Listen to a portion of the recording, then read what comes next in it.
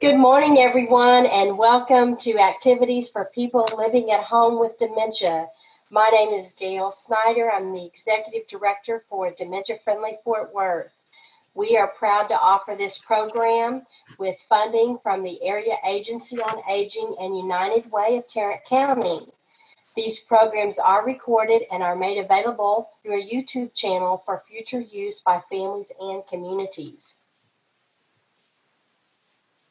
And today our guest is Nancy Strickland, and she is going to present a program on portraiture in the late 19th century. Nancy, we're so excited to have you today.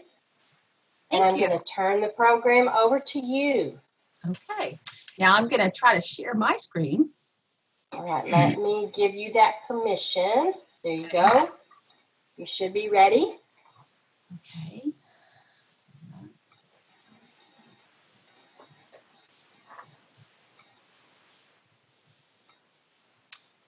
Oh, now I've done the same thing as you. Just a minute. I like acting out. Okay. I think you should see the full screen now. Yes. You know, I just realized something. I'm going to go ahead and get started, but I don't have all of my notes here, but I think we'll be all right. So acting out portraiture in the 19th century. So what we're going to be talking about is a particular kind of portrait that is called a cabinet card. And let me see if I can move this. Oh, good. So I can see a little bit better here. So initially, photographers treated this new format of cabinet cards the way they had treated something that was called a carte de visite, which is French, and I don't pronounce that really well. But you can see that there's a portrait of a little boy, a picture of a little boy, but there's still lots of extra space around him. He's got a couple of props with him, but he still has a lot of extra space. And when cabinet cards were introduced in the United States in 1866, and we'd had photography since 1839, or the late 1830s, they solved a problem. Photography was everywhere, but a lot of photographers were struggling because most people thought of photography as just like something that you did a couple of times in your lifetime. You didn't worry about doing it on a regular basis. Think of all the pictures that we have of ourselves now. But cabinet cards, while they might seem small by today's standards, they are about the size of a mobile phone screen, so about the size of a snapshot. And they provided images that were about 3 times larger than what we'd had in the past. And there we go. And let me turn that to silent. They were about 3 times larger than what we'd had in the past. And suddenly we could see more about a facial expression. We could see clothing, surroundings were far more visible.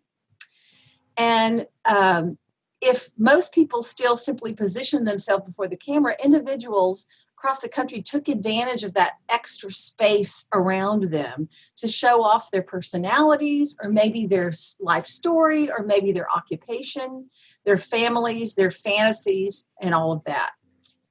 Move on. Now, before I go any further, Gail, you said you had some questions, and I want to be sure that I address some particular interests that you might have. So is it appropriate to ask now, or you want to just wait till it comes up? Or I just have always been intrigued by the serious, sad, mean facial expressions in older photographs that are, and a lot of them, you can tell that they are,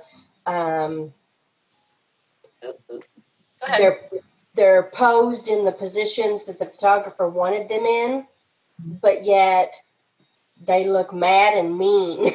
Okay. I was looking ahead to see if I had placed a particular slide, and I may, and we may come to this again, but yeah. And some of you, I'm going to go ahead and put that out there for you guys. I can easily answer that, but any other thoughts about that, or Anybody know why that might be, that we don't see a lot of smiles? Yeah, but I wondered the same thing myself because it's like it was something you didn't look forward to, was having your photograph taken. Like they were afraid the camera was going to shoot them or something. I don't know. I may have done it in the old days. No, and that's not it. And I think I really do have the apparatus. Okay, so because of the technology at the time, the technology during this time in the 1860s, and then prior to that, even more, the light exposure was long. Now, I used to think, I used to, hear, like you had to be still for like a minute or two. Probably not a minute or two. It wasn't that long. It was really seconds. But try sitting with a smile on your face that looks natural for several seconds and not moving it at all. So the reason that their expressions were more, just relaxed expression, maybe not angry, but just relaxed, is that they had to be still for much longer than the split second it takes to take a picture now. Does that make sense? Yeah. And they even had... That makes sense. Go ahead. They even had an apparatus. Yesterday, we talked about... Go ahead. Yesterday, when I proposed this question, anticipating today, Steve, who's usually with us, said that when he was in Thailand and they did photographs, they always told everybody no smiles and no glasses. Well, at the time, for someone Steve's age, it wasn't for the same reason, if that makes sense. It may be that, and probably, I'm going to guess, because that being the practice for so many years, people thought that that made a more professional looking photograph. It made something that you'd want to, keep for a lifetime or whatever. And then glasses, that though, probably that the technology, even at the point when Steve would have been in Thailand, wasn't great enough to take that glare away from having with the glasses on, like the light could be. Yes, Paulette? I used to have my own darkroom. Oh, cool. Oh my God, I loved it. That was back in the day when you could develop your own black and whites and all Right. that. Oh, right. And my daughter used to help me. And she just said, Mom's in the darkroom, quick. Well, Paulette, Yeah. I think you would love to come and see some of the photography at the museum. Maybe sometime you could come and you could actually come and look at this show. Your daughter might. Oh, I'd love to. I would love to. Yeah. Yeah. I if I knew where I stashed all my stuff, I'd drag out a black and white that I didn't show it to you. Oh, I wish we could see it. Well, sometime as I'm talking, when things get a little boring, you run get one. Oh, you're boring. That's all. I'll just have to go when you're exciting. So okay. I'm going to put this back on the screen share there. And I really, before I get to looking at this particular picture, I wanted to talk a little bit more. So one of the things that I wanted to talk about was a particular photographer whose name was Napoleon Cerrone, and we'll look at a picture of him in just a minute. He was one of the most known and one of the early, most popular professional portrait photographers. And he was a very energetic self-promoter. And between 1866 and then about the 1890s, he had a hugely successful photography business. And he used these cabinet cards as his major medium. And he was among the first to give special attention to the lighting and the props, and to understand the camera's ability to capture the personality and nature. And so a lot of the people that he photographed in New York were people like the actress that we're looking at here. Her name was Fanny Davenport. And she was born in London to a theatrical family. And you see this, let's see, her stage reputation as Lady Gay Spanker in a London play that was very popular that was called London, not a London play, but it was called London Assurance. And so he's capturing her in her role, and you can even see the fire screen there has been painted in to look like what she would have had on stage. And that would have all been replicated in his studio because the photographer didn't go out to the stage, whatever, but people came in. We move on to the next one. Now, why are we not moving on? Okay. And another portrait by Napoleon Cerrone. And this is an unidentified man and another actress. And these are in their roles in a New York production. Let's see if I can. I love this one. Do you see that the woman is another actress, Helena Liu. This albumin silver print, you're going to see that, and then you're going to see other references to types of photographs. You know, photography went through the history of photography starting in 1839. The first types of photography, it was not albumin silver print. It was something called a daguerreotype, and it was printed on glass or metal. And there was just one of each of the images. Now, by the time we have albumin silver print, and albumin refers to egg whites, that was part of this process, a little bit different than the process Paulette would have used some years later in her dark room. But it allowed for multiple copies of the image. So, you could go and have your picture made. And then if there were multiple copies, you might want to do more than one pose, more similar to what we do now with our photographs. Let's see if I can go to the next one. Oh, and here, the photographer is giving the client the option of being dry, like you see here on the left side, or being in a snowy setting.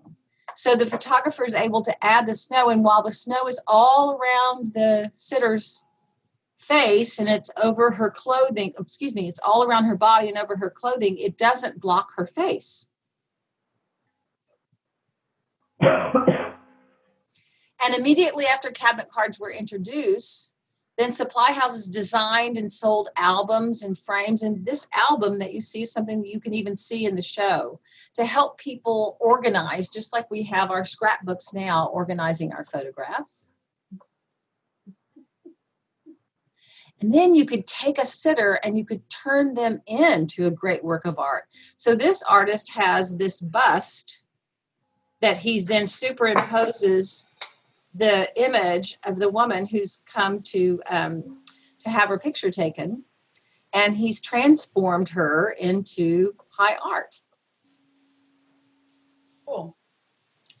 Or like this, this could be something that was actually there, like the little boat that the girls are on, or they could just be sitting on a little stool and standing and holding this prop.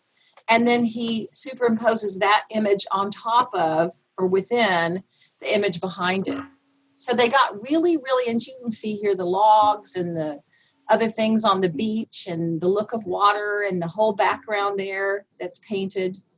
Really fancy in getting people to come back over and over again and not just have their picture made a time or two. That is interesting. I wouldn't have thought at that period they would have, being able to do that type of stuff. That's really interesting. Yeah.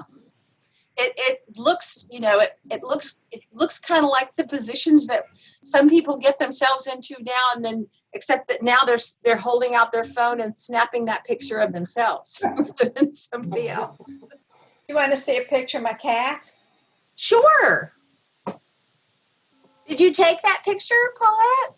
Yes. Paulette, turn to your left where it there you go.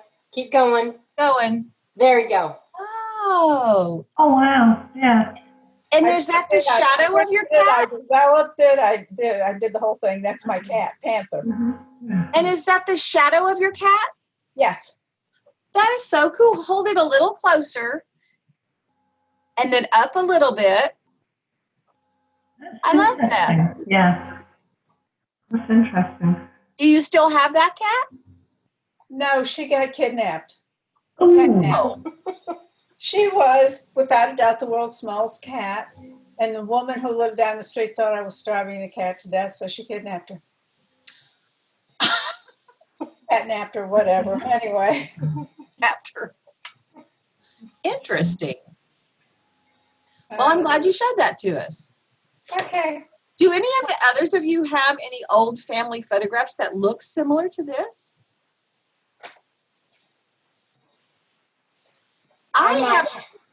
Go ahead.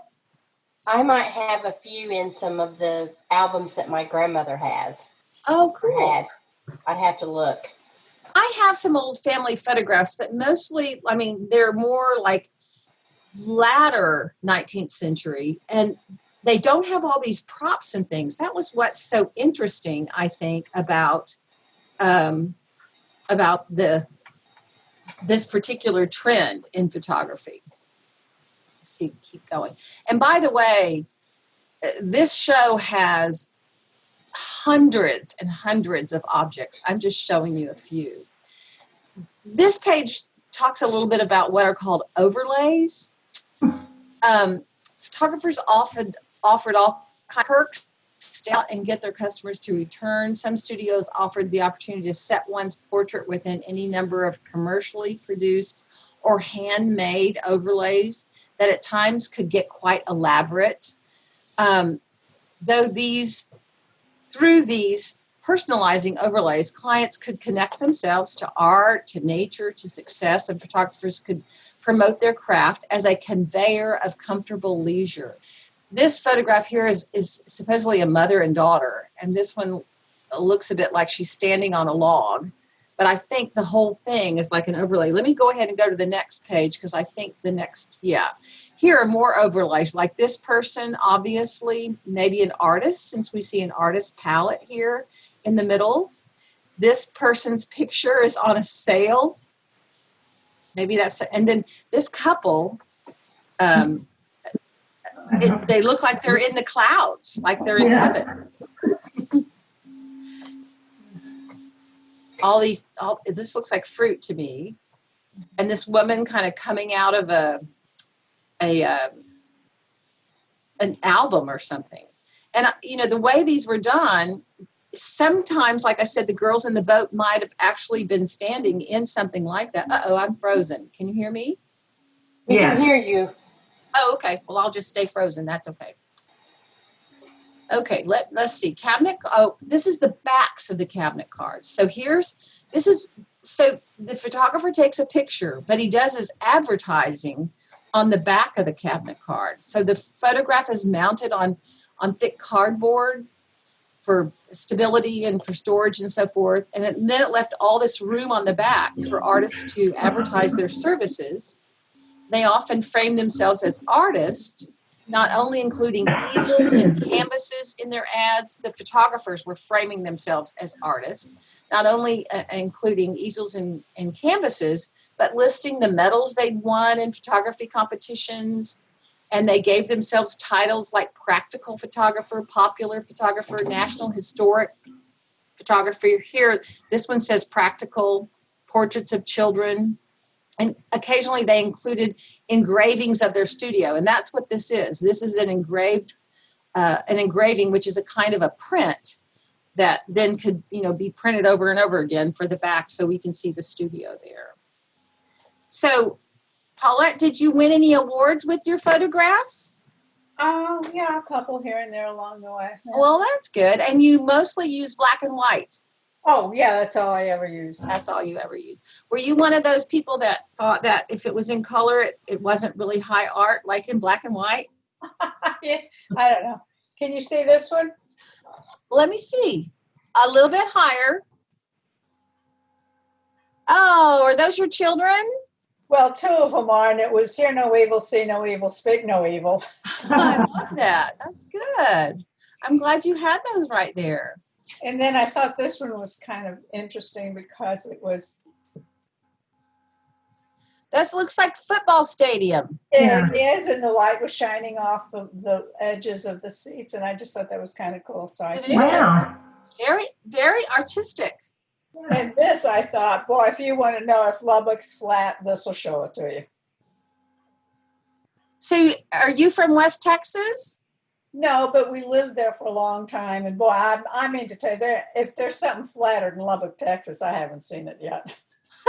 I lived in flat Lubbock, Texas too for about 20 years. What surprised me is the altitude is 3,500 feet. Oh my goodness. I don't think I knew that. And you just don't think of flatland as being that high up, but you had to drive all the way up. And then Right. You do. So anyway, it was a fun place to live. And then we moved to Houston. So we went from 10% humidity to 98% humidity. Yes. I've lived in both of those places too. Oh, there you go. See? Yeah.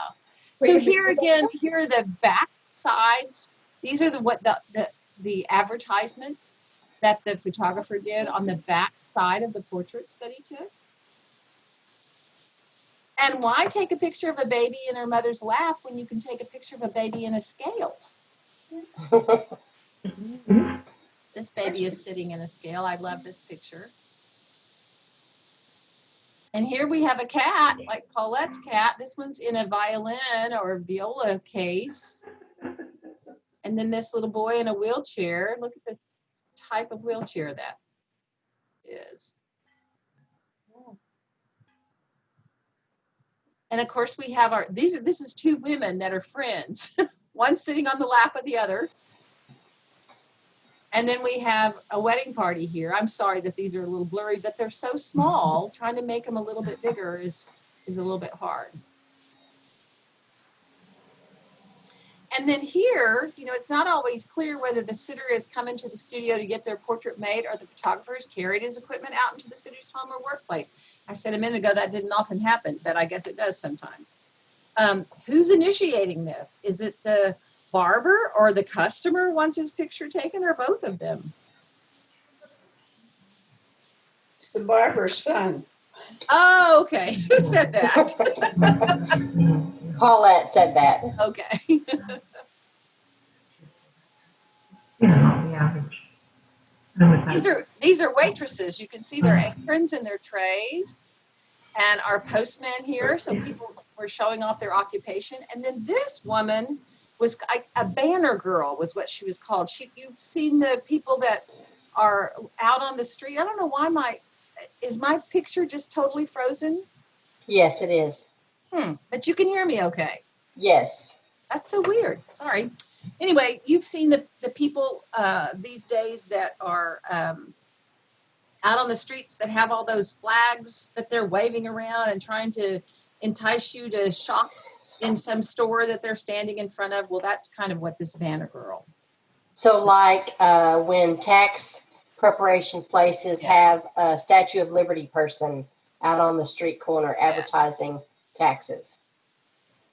I was going to try to stop my video and then start it again, and maybe that will help.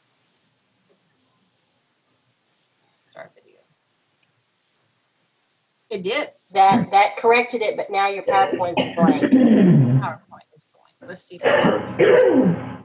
I'm wondering if that's the beginning. I think I might have come to the end of the PowerPoint, actually.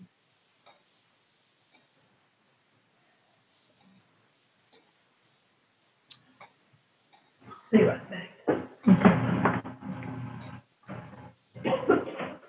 Go all the way down. Right ahead, Patsy. Right ahead there. Right ahead. I think I came to the end of the PowerPoint. Yes, I did. That's one of the next slide. I want to show you guys one more thing, if that's okay. Sure. And I want to tell you about something and then show you how you can take advantage of it if you're interested. We actually tomorrow night have a Zoom program just like this that is on this particular subject of acting out. So what I'm going to try to do right now is take all these things down so I can go to our website, and I'll show you what you need to do to register if you're interested in seeing it. If that's okay.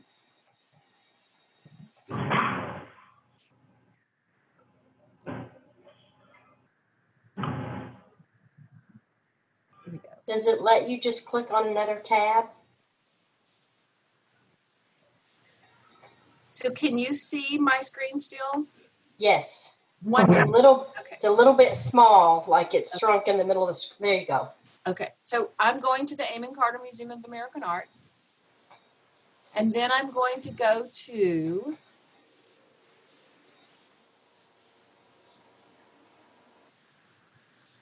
what is called events, which I don't see. Let me move you guys Up around. across the top, above the North Texas Giving Day. Oh, okay. Y'all see that events? In that graphic. Oh, right there. Wants me to see that. So there's events. And then I'm going to click here on the calendar for September 3rd. Well, here it is. It's right here. Virtual exhibition talk. And it's called Acting Out. And you have to register in order to get the Zoom link. So you just click on register. It's free. Let me make sure that they haven't cut off registration. I wouldn't see why. And you see that you're not paying anything. You just register. So if you're interested in hearing from the curator who put this show together, his name is John Rohrbach. He's here at the museum. And then two other curators from other museums are going to each talk about this subject of cabinet cards. And John is a really interesting speaker. And so you would just fill in your name and your email address and hit register. And then they would send you an email with a link, a Zoom link, just like you use to sign on to this meeting. That sounds like a great opportunity. Well, maybe you'll be interested in doing that. I plan to listen myself. So I'm not sure what Peggy's going to talk about next time, but in 2 weeks I'll be talking. I'm just crossing my fingers and looking ahead, and we're going to talk about fall colors. So we may be a little bit early for fall here in North Texas, but you never can tell. Things change pretty fast. So I just am picking some landscape and different things that will just get us in the mood for finally having a little bit cooler weather. Thank you for joining today. Thank you, Nancy. It was a great presentation. And next week, Peggy will be talking about hunting and fishing. All right. Sounds fun. Oh, great show, because I love anything to do with photography. I loved it. Oh, it was fantastic. Thank you so much. Well, you're welcome. And thank y'all for joining me. Bye-bye. Bye-bye, Nancy. Bye. Thank you so much. Yeah, bye-bye. And I see we had Janine join us again. So. Yes. Hello, Janine. Glad you were able to join us. Good morning. It was interesting. All right. Bye-bye. Bye-bye, Nancy. All right. So before we all sign off, there's a couple things I'd like to share with you.